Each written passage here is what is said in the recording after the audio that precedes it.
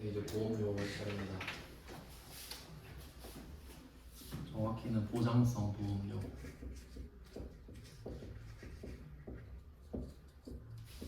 지금 물적공제를 하고 있는데 5개잖아요. 이 5개 공통점을 아까 말씀을 안 드렸는데, 이 물적공제의 대전제는 근로제공기간이어야 됩니다.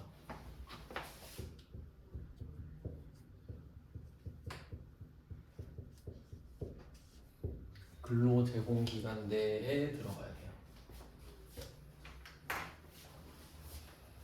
이 말이 뭐냐면, 뭐 만약에 저처럼 퇴사하는 사람이 있다고 하면 퇴사 날짜가 정해지잖아요. 그러면 어차피 쓸 돈 있죠. 그거를 근로자 일때 다 써버리는 거예요. 그러니까 예를 들어서 내가 건강검진 이런 걸 받아야 된다. 퇴사하고 받는 것보다는 퇴사 전에 내가 근로소득자일 때 받아야 연말정산에 의료비 공제가 들어가니까. 근데 퇴사하면 근로소득자 아니죠. 그럼 아무것도 없어요. 그러니까 최대한 그걸 다 쓰자. 최대한. 네, 억지로 할 수는 없지만 가능하다면. 그러니까 반대로 말하면 입사 전이랑 퇴사 후에 쓴 거는 아무 효력이 없습니다. 그럼 차라리 그 가족 중에 뭐 근로소득자한테 몰아준다던가 그게 훨씬 효율적입니다. 근데 당연한 거죠. 그러니까 연말정산은 근로자만 하는 거거든요. 그러니까 사업자는 누가 연말정산 해주지도 않잖아요. 그래서 사업자는 보통 그 노란우산 공제 이런 거를 뭐 그냥 따로 들고 그 정도인데, 보장성 보험료 볼게요. 보장성 보험료는 원래 보험료라는 개념 자체가 보장을 뜻합니다. 보험이라는 것 자체가. 그러니까 자동차 보험 생각하시면 되는데, 자동차 보험 제가 보험 들고 2년 차까지는 사고가 한 번도 안 났거든요. 근데 보험료가 좀 아깝게 느껴지긴 하는데, 근데 또 생각해보니까 사고 안 나서 다행이잖아요. 그러니까 그게 보험료의 본질이에요. 그냥 내서 보험료를 내고 사고가 안 나면 다행이고, 사고가 나면 그래도 보험 들어놔서 다행이다 뭐 이 정도 느낌? 그게 보장성 보험. 그러면 안 되는 거를 또 보겠습니다.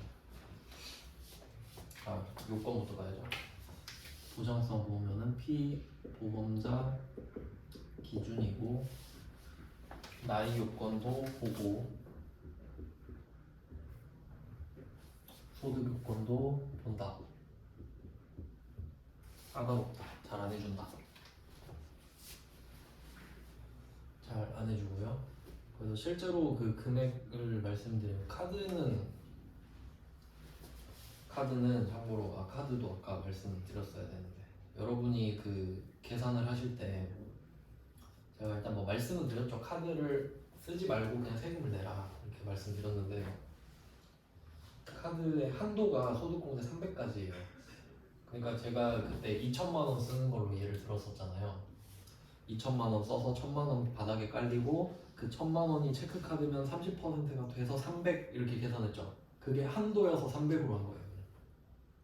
그러니까 거기서 이제 3천 써봤자 300에서 더 늘지가 않아.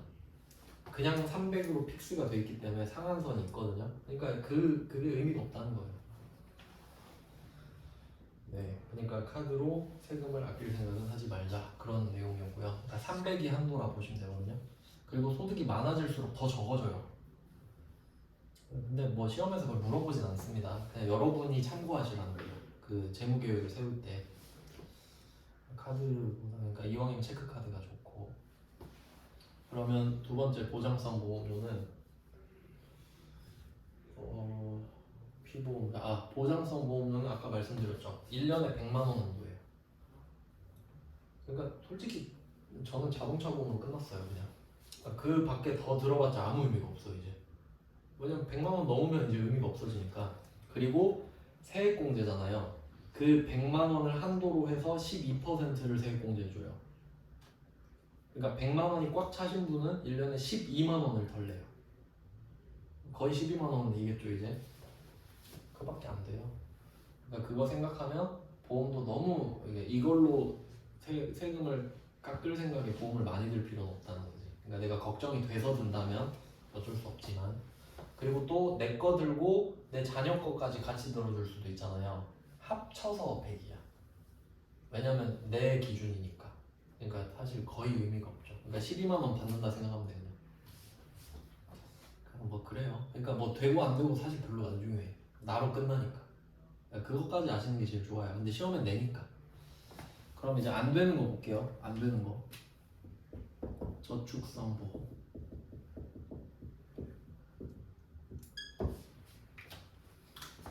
저축성 보험은 변종입니다. 변종.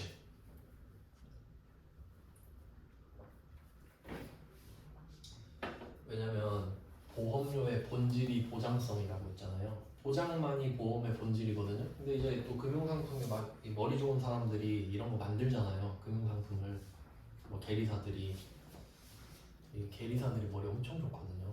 그러니까 보험료를 얼마를 걷고 사고 난 사람 주고도 남아야 되잖아. 그럼 얼마를 책정할 거며 몇 명을 모을 거며 상품비를 뭘로 할 거고 구조 어떻게 할 그거 다 만들거든요. 어마어마하죠. 돈 많이 벌 수밖에 없어요. 그럼 저축성 보험은 뭐냐면 보장성 보험을 살짝 넣고 그 외에 저축의 기능을 넣어버리는 거예요. 그래서 그 옛날에 요새 뭐 TV 잘 안 보시겠지만 그 사이사이에 막 광고 있죠. 보험 광고. 그건 막 무배당 이런 거 들어보셨어요? 무배당? 근데 생각해 보잖아요. 보험이 배당을 왜 해줘요? 보험이 배당을 해주는 게 이상한 거 아닌가요? 그럼 그게 뭘 의미하냐면 그 보험은 배당의 성격을 가질 수도 있다는 뜻 아닙니까? 그럼 그 말은 내가 보험료를 10만 원을 납입을 해요. 한 달에. 그러면 예를 들어 3만 원은 보장성 보험이야. 그러니까 걔는 그냥 쓰고 죽는 거야. 근데 나머지 7만 원은 저축의 기능을 해버리는 거지. 그리고 이 7만 원은 제가 그냥 불릴게요. 이런 느낌이에요. 근데 이걸로 배당은 안 해드리고 그냥 계속 불리기만 할게요. 이런 느낌이지. 그러면 국세청 입장에서는 이 보험의 기능을 보장성으로 보는 거죠. 그러니까 이것도 한번 생각해 보시면 좋은데 왜 세금을 깎아줄까 생각하시면 되거든요. 그러니까 이거는 조종하는 겁니다. 민중들을. 예를 들어서 카드 공제 있죠. 그럼 그 말은 뭐예요? 카드 써라. 그 말은 카드 쓰면 깎아줄게. 그러면 네 하고 쓰죠. 얼마 깎아주는지도 모르면서 그냥 막 쓰죠. 그다음 두 번째 보험료 공제를 딱 만들어 놓은 거야. 그럼 야 보험 가입해. 네 이런 거죠. 그럼 이유를 생각해봐요. 카드는 말씀드렸죠. 카드는 매출 누락시키면 안 되고 내수 진작시키려고 정도인데 보험료는 이제 국가가 국민한테 복지를 해주는 기능도 있잖아요. 근데 우리나라는 작은 정부거든요. 그러니까 작은 정부라는 거는 세금을 조금 걷고 최대한 안 건드려요. 그러니까 잔소리 안 하는 부모님이야. 근데 대신 용돈도 안 줘. 그러니까 기본적으로 그렇지 않아요? 용돈 많이 주는 부모님이 잔소리 많이 하죠.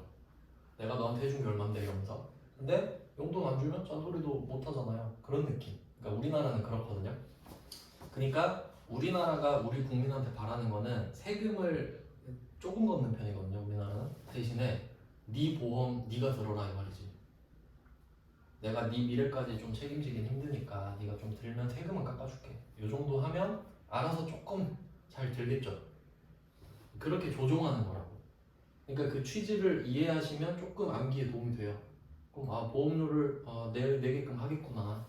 그러면 나중에 국가가 우리한테 해줄 일이 적어지잖아요. 그 정도로 생각하시면 돼. 근데 저축성 보험은 약간 건강과 직접적이진 않죠. 그러니까 저런 것까지 해줘야 되나? 약간 이런 느낌으로 보시면 되죠. 그러니까 의료비는 확실하게 쏘잖아요. 지 돈으로 지가 치료받는다. 아이고 받으시라고 빨리. 그래야 내가 니한테 돈 안 쓰지. 이런 느낌으로 받아들이시라고. 저는 그렇게 공부했거든요. 그러니까 대충 좀 그림이 잘 그려져요. 그래서 좀 약간 이해 위주로 하실 수 있어요. 세법도. 그러니까 금액은 암기지만 왜 해주는지는 이해잖아요. 저축성 보험이 안 되는 이유도 알았네. 건강과 그렇게 관련 없는 것 같은데 안 해주겠다. 근데 이건 그냥 저금 들고 이자 받는 거잖아요, 사실. 뭐하러 해주냐고. 부자들만 좋은 건데. 그다음에 뭐가 하면 되죠? 사실 이것만 거의 나오는데 좀 특이한 게 있어요. 나온 적은 없는데 태아보험이라는 것도 있거든요. 지인이 그 말 하던데 꼭 들어라고. 뭐 저는 계획은 전혀 없습니다만 태아보험 진짜 중요하다. 무조건 비싼 거 하라고. 왜냐면 요새 그 좀 추세를 보면요, 결혼을 잘 안 하잖아요. 하면 그 아예 20대 해버리든가 30대 후반에 많이 하거든요. 그러니까 아예 빨리 하거나 아예 자리 잡고 하거나. 그럼 기본적으로 좀 노산이 많잖아요. 그럼 이제 노산으로 가면은 그 좀 기형아 나올 확률 굉장히 늘어나거든요, 실제로. 근데 요새 트렌드가 그렇잖아요. 그러니까 그 얘기를 하더라고요. 그러니까 내 유전자 문제가 아니라 그냥 늦게 낳는 것 자체가 그 확률을 엄청 높여요. 그래서 요새 아마 이게 좀 핫해질 것 같아요. 산모들이 나이가 좀 많아지니까. 그래서 태아보험은, 그럼 태아는 산모 안에 있는 아이죠. 근데 이게 여기 이 세법에서는 사람을 안 봐요. 사람 안에 있잖아요. 그러니까 별도의 사람으로 안 보는 거지. 그러니까 태아에 대해서 보험을 든 거는 별도의 사람으로 보지 않기 때문에 인정을 안 한다까지. 혹시 나오면, 나온 적은 없습니다. 그리고 미지급 보험료. 근데 이건 좀 당연한 말인데 뭐 내기도 좀 그럴 것 같긴 한데, 보험료를 안 냈는데 뭐 되지는 잘 않잖아요. 근데 혹시 그냥 이론상 나오면, 그러니까 회계랑 세법은 좀 다르죠. 회계는 발생주의잖아요. 회계는 그러니까 돈을 내고 안 내고보다는 사건이 발생한 거 위주죠. 그러니까 내가 보험을 가입한 게 중요한 거잖아요, 회계는. 근데 세법은 지금 물적 공제하죠. 돈을 써야 해주는 거 아니에요? 돈을 써야 물적 공제지. 근데 돈을 보험을 가입을 할 건데 다음 달에 할게요. 그래서 미리 해줄 수는 없잖아요. 그러니까 돈을 쓴 것만 해주니까 당연히 미지급은 뭘 하든 간에 안 되겠죠, 당연히. 이론상. 폐암은 좀 같이 기억해 두시고. 낼 게 없어요. 저축성밖에 안 나와요, 사실. 저축성 보험이 이름이 막 이상해요. 막 변액, 유니버셜 보험 뭐 이런 게 그런 보험이에요. 우리 보험은 그냥 자동차 보험 이런 거잖아요. 그래서 보통은 보장성 보험료, 저축성 보험 이렇게만 나오거든요. 그러니까 뭐 이건 안 되고 이건 된다 보시면 되는데, 근데 또 조금 디테일하게 들어가면 자동차 보험으로 낸다든지. 자동차 보험이 보장성 보험이죠. 그리고 뭐 실손보험 이렇게 낼 수도 있고. 실손보험은 내가 병원비 쓰면 그대로 돌려받는 보험을 말합니다. 그럼 그것도 보장성 받지. 내가 병원 안 가면 안 받고 가면 받으니까. 그런 것들로 낼 수 있죠. 사례로 낼 수 있죠. 그러니까 보장성 보험료는 그 그룹 이름이잖아요. 그 그룹 안에 자동차 보험, 실손보험, 생명보험 이런 거 들어가는 거죠. 그러니까 그렇게 내도 보장성 보험인 거 아셔야 된다. 보험료는 이 정도면 돼요. 간단하죠. 보험료는 뭐 딱히 낼 게 없어요. 그 다음에 의료비 가겠습니다.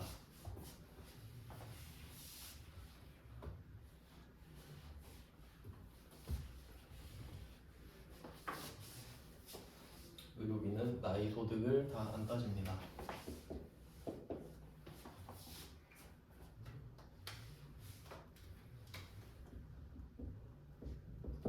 그리고 얘는 특이사항이 있죠. 신용카드랑 중복공제가 된다.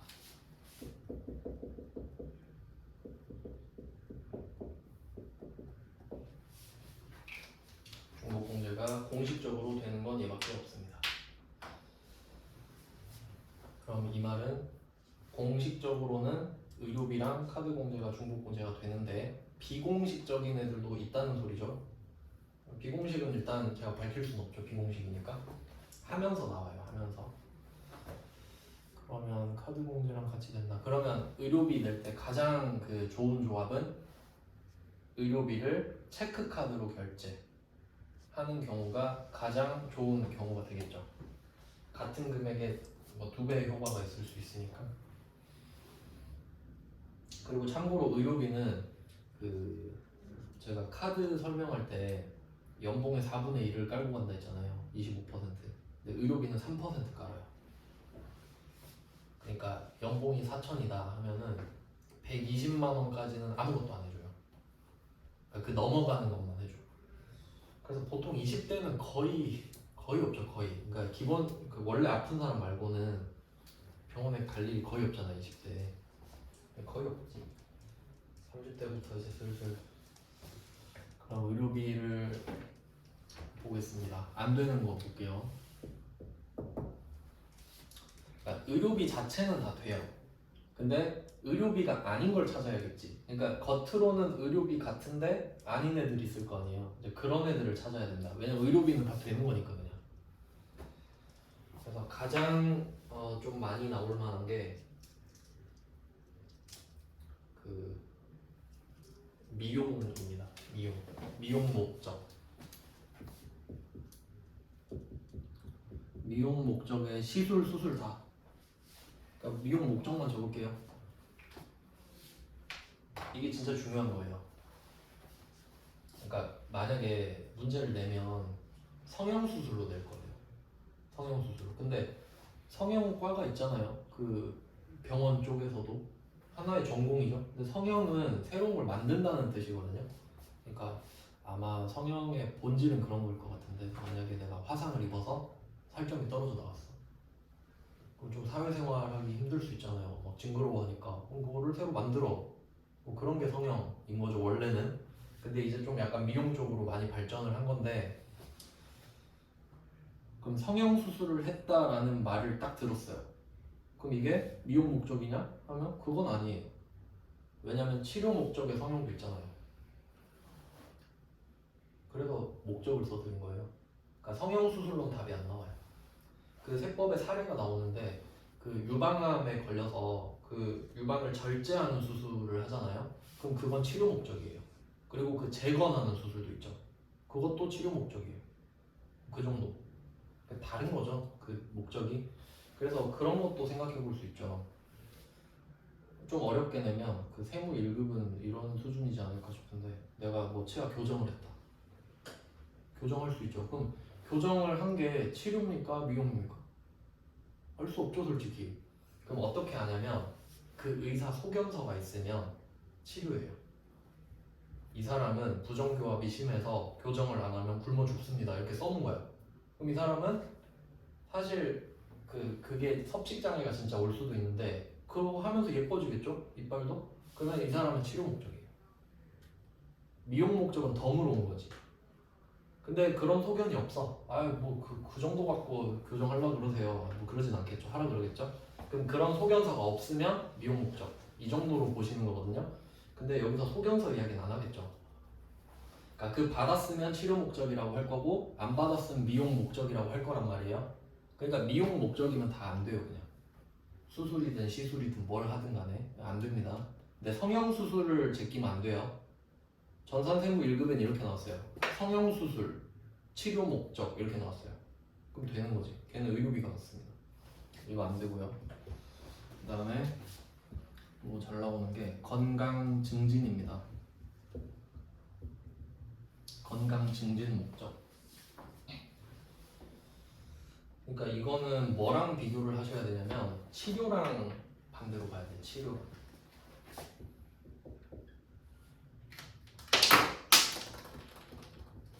치료랑 반대. 그러니까 이게 공부를 좀 잘못하는 케이스가 어떤 케이스냐면 그 시험에 각각 보약이랑 한약이 나온 적이 있거든요. 보약이랑 한약 혹시 차이 아시나요? 전 모르거든요. 근데 보약이랑 한약이 다 나온 적이 있어요. 근데 보약, 한약은 성형수술 같은 거예요 그냥.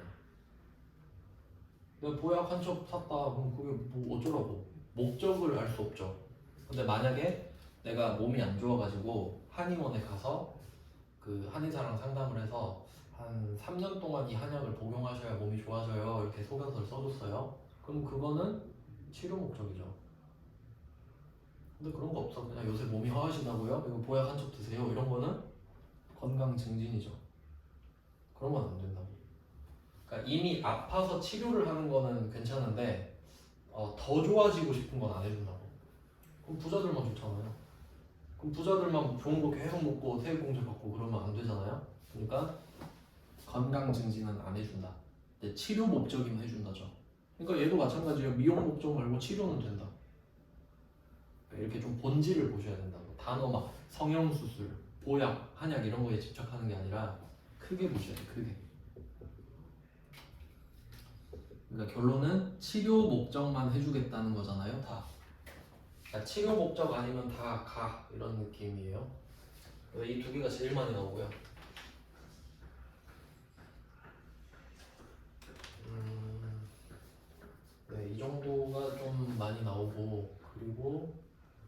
또 잘 나오는 게 있어요. 안경 거의 매회 나온다고 봐도 될 것 같아요. 한 2번에 한 번? 시력 보정용 안경 콘택트 렌즈.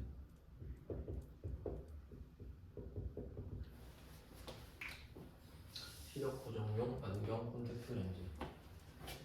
한도 있습니다. 50만 원입니다. 1인당 50만 원.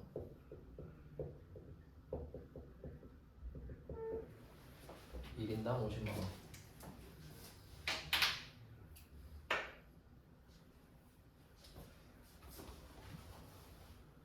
그리고 연말정산은 항상 1년짜리예요.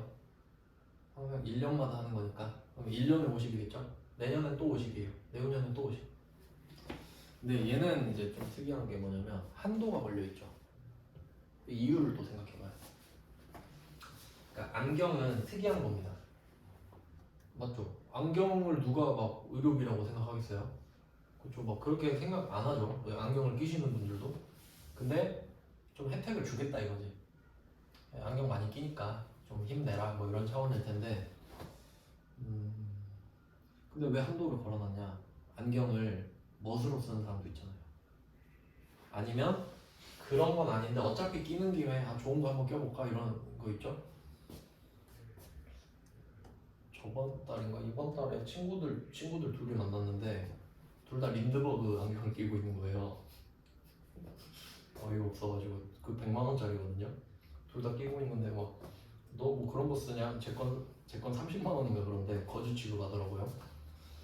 그런 사람도 있잖아요. 그러니까 그 명품 갑자기 막 사버리고 그럴 수 있죠. 돈 많이 번다고. 그러면 1인당 50으로 제한해버리는 거지. 왜냐면 렌즈 안 맞추고 안경만 사서 끼는 사람도 있을 거 아니에요. 그러니까 세액공제를 이용해버릴 수 있잖아. 명품 안경 사가지고. 그런 거를 막으려고 하는 거겠지. 그러니까 실제로 눈 안 좋은 사람은 렌즈 값만 막 50 나와버리죠. 그러니까 그런 걸 해주겠다라는 취지라고 보시면 돼요. 그러니까 시력 보정용이잖아요. 그럼 또 생각해보세요. 시력 보정용인지 어떻게 할까? 안경점에서 사야 돼요. 그러니까 안경점에서 살 때 그거 요청해야 돼요. 저 그 연말정산용 그 증빙 좀 주세요 하면 주거든요. 뭐 다비치나 뭐 더글라스 이런 데 있죠. 근데 뭐 명품관 가서 루이비통 가가지고 저 주세요 하면 안 준다 이 말이지. 이해되시죠? 그러니까 장소를 정해놨다 이거지. 근데 그 다비치도 다 명품 팔고 하죠. 그러니까 50을 걸어놓은 거지. 네, 그래서 뭐 만약에 여러분이 50만 원짜리 안경을 맞춰서 샀다. 그러면 이게 카드로 긁으면 카드 공제까지 같이 되는 거거든요. 근데 만약에 이제 제 생각에는 그 가능하다면 현금으로 하면 많이 깎아준다. 그러면 현금 주시는 게 훨씬 나아요. 왜냐면 저것도 12%인가 뭐 그 정도 해줬던 것 같은데 그 프로그램 쓰면 나오거든요. 그래서 알고 계시면 나쁠 거 없죠. 그래서 이제 안경 맞추실 때 그 저거를 받으시면 돼요. 그리고 연말정산 하는 직원한테 따로 내셔야 됩니다. 그거는 원래 카드 결제가 그 다 뜨잖아요. 카드 내역이. 근데 그런 건 따로 줘야 돼요. 이런 거는 따로 더 되는 거기 때문에. 왜냐면 카드 여기서 누가 안경인지 어떻게 할 거예요? 그러니까 내가 따로 내야 알지. 아 그럼 안경이구나 해서 더 해주는 겁니다. 이게 잘 나와요. 네, 안경하고 그 다음에 그 약국에서 파는 일반 의약품도 돼요. 약국에서 파는 일반 의약품도 돼요. 그러니까 치료 목적일 때. 그러니까 뭐 이제 이유는 아시겠죠. 그러니까 세법 보다 보면은 이제 그런 의문을 항상 가지셔야 돼요. 그러니까 저걸 어떻게 알지? 미용 목적인지 어떻게 알지? 건강 증진인지 어떻게 알지? 뭐 이유가 있겠죠. 그러니까 그걸 납득시킬 만한 증거가 필요한 거예요. 그러니까 그 형태가 뭐든 상관은 없어. 근데 이쪽은 의사의 소견서가 가장 강력하겠죠. 그 외에는 힘들겠죠. 그래서 뭐 그 정도 생각하시면 되는데 그걸 물어보진 않을 거니까. 네, 그리고 그 라식 수술은 어떨까요? 안경이랑 좀 대조가 되죠. 내가 뭐 스마일 라식을 했다. 그건 진짜 치료죠. 그럴 수도 있잖아요. 안경을 끼면 안 되는 직업도 있을 수도 있잖아요. 그러니까 뭐 공군 같은 경우는 시력이 좋아야 되고 뭐 그러거든요. 위험하니까. 군인도 그럴 수 있겠죠. 그럼 그런 거는 금액 제한이 없겠죠. 그러니까 안경은 치료가 아닌데도 봐주는 거지 그냥. 근데 라식은 누가 봐도 치료 아닙니까? 물론 누가 보면 사치라고 할 수도 있지만 심심해서 라식하진 않잖아요. 그러니까 필요하니까 하지 어쨌든. 그래서 라식은 금액 제한이 없어요. 라섹도 마찬가지고 렌즈 삽입술만 다 돼요. 그리고 보청기도 나올 수 있는데 보청기는 금액 제한 없습니다. 이유는 간단해요. 안경을 멋으로 쓰는 사람 있죠? 보청기는 혹시 멋으로 끼는 사람 보셨나요? 없겠죠? 네, 그니까 걸어놓을 필요가 없다는 거예요. 보청기는 끼기 싫을 텐데 필요한 사람만 낄 테니까. 그 정도 취지를 보시면 되고요. 그리고 막 보면 엄청 많아요. 세법 제가 몇 개 안 적고 있는데 보면 엄청 많아요. 한 페이지씩 있거든요. 그럼 거기에 보면은 막 그 의료 보장구 이런 것도 있어요. 휠체어, 뭐 의족, 의수 이런 거 있죠. 그런 것도 의사가 당신은 꼭 의수를 끼셔야 돼요. 이렇게 하면 그것도 의료비로 봐준다 이거지.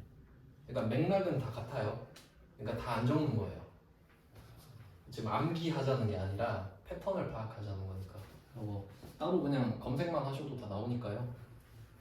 의료비는 이 정도 보시고 그 다음에 또 비교적 최근에 들어왔던 게 의료비 안 되는 거 있는데 의료비 안 되는 거 해외 사용분 안 돼요. 얘도 해외 사용분 안 됩니다. 그래서 이 의료비는 카드랑 같이 아시면 좀 좋을 것 같은데 카드랑 의료비 카드로 의료비를 긁으면 국내에선 다 되죠. 중복공제 되니까. 근데 해외에서 의료비를 카드로 긁었다? 둘 다 안 되죠. 이렇게 기억하세요. 카드랑 의료비는 세트다. 해외에선 둘 다 나가리. 이유는 몰라요. 자, 해외는 안 된다. 제일 먼저 제끼시면 되고 미용 제끼고 건강 증진 제끼고 안경 이거 안 된다가 아닌데? 이거 된다인데? 죄송해요. 이거는 되는 거예요. 되는 거. 되는 거에는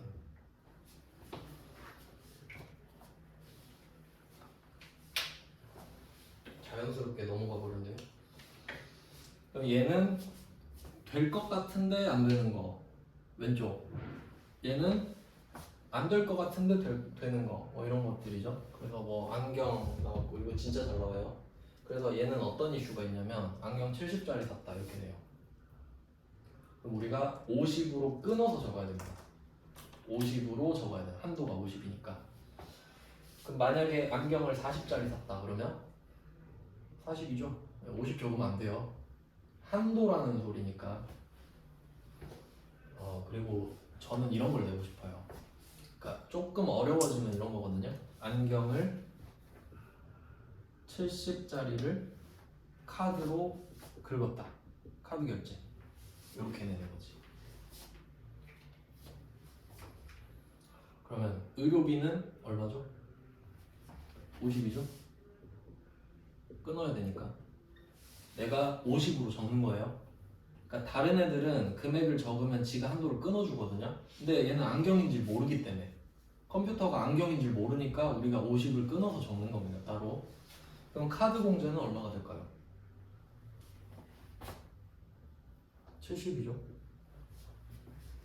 쓴 건 70이니까. 그러니까 이런 상황은요 이렇게 생각해야 돼요. 원래는 카드 70만 받는 거예요. 원래. 왜냐면 의료비가 아니잖아요 안경은. 근데 의료비가 나도 해줄게 이런 느낌으로 보셔야 돼요. 원래 두 개가 같이 되는 게 아니잖아요. 그래서 이런 식으로 내면 조금 어렵다. 머리를 써야 되니까. 그러니까 이런 게 문제예요. 카드로 같이 내니까. 네, 그리고 또 특이한 게 산후조리원 비용입니다. 산후조리원 비용. 이 파란색으로 써야 되는데.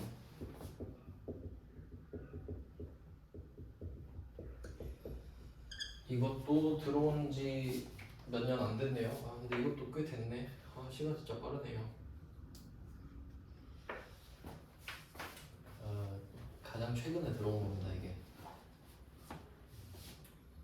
그리고 또 한번 생각을 해보세요. 그러니까 이게 실제로 사회에서 어떤 파장을 미치고 있는지 생각하면 좀 이해가 빠른데, 산후조리원이라는 거를 한번 생각을 해보시면,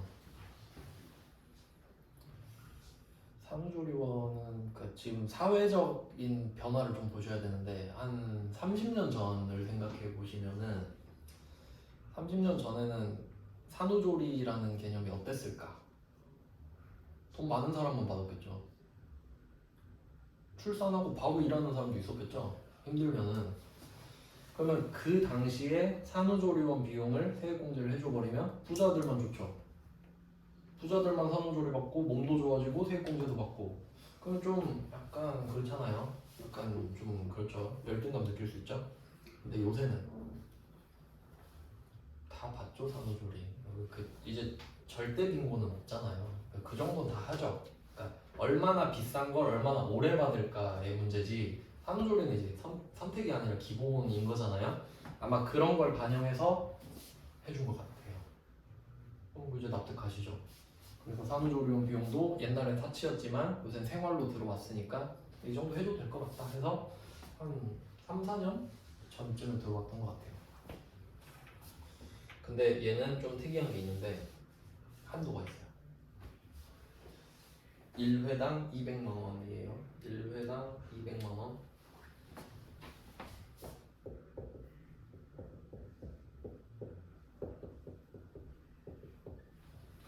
근데 이거 보고 왜 굳이 1회당이라고 했을까 했는데, 쌍둥이 나올 수도 있죠. 근데 쌍둥이 낳는다고 2번 받진 않잖아요. 그러니까 한 회당 한 번 받는 거 맞죠? 그러니까 뭐 그렇게 해놓은 것 같은데, 근데 뭐 그럴 리는 잘 없겠지만 그 예시를 든 적이 있는데 제가 수업하면서, 근데 뭐 누구 연예인 중에 그런 사람이 있다고 한 것 같은데, 부모님이 1년에 출산을 2번 했다. 그러니까 형이 2월에 태어나고 동생이 뭐 12월에 태어날 수도 있잖아요. 뭐 그런 사례가 있긴 있겠죠. 근데 그렇게 되진 않겠죠. 그럼 1년에 2회가 되니까 400이 되겠죠. 그렇게는 안 되겠지. 그리고 얘는 소득 제한이 있어요. 소득 제한이 7천만 원. 총 급여액 7천만 원 이하거든요. 그러니까 이거 내기 좋겠죠. 내면 많이 들리겠죠.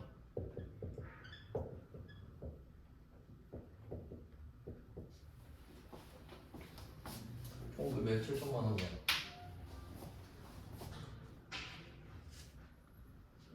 그럼 넘어가는 사람은 안 해준다고. 그럼 네 돈으로 하세요 이런 거죠.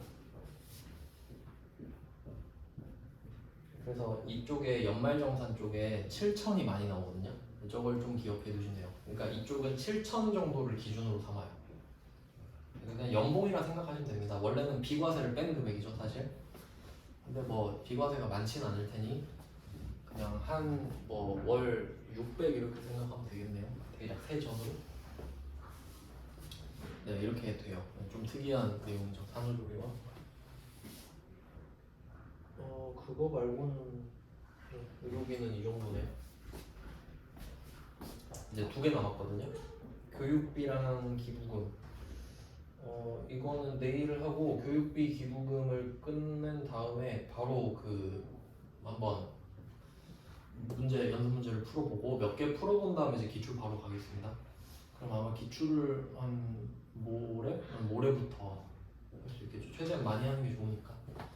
그러니까 어차피 이제 연말정산 쪽은 똑같아요. 기출을 푸나 제가 연말정산 자료만 또 드릴 거 아니에요. 그러니까 그것만 푸나 기출을 푸나 똑같으니까. 근데 밸런스를 알려면 기출을 푸는 게 좋죠. 하는데 이론도 같이 하려고 하거든요. 네, 오늘은 여기까지 하겠습니다. 고생하셨습니다.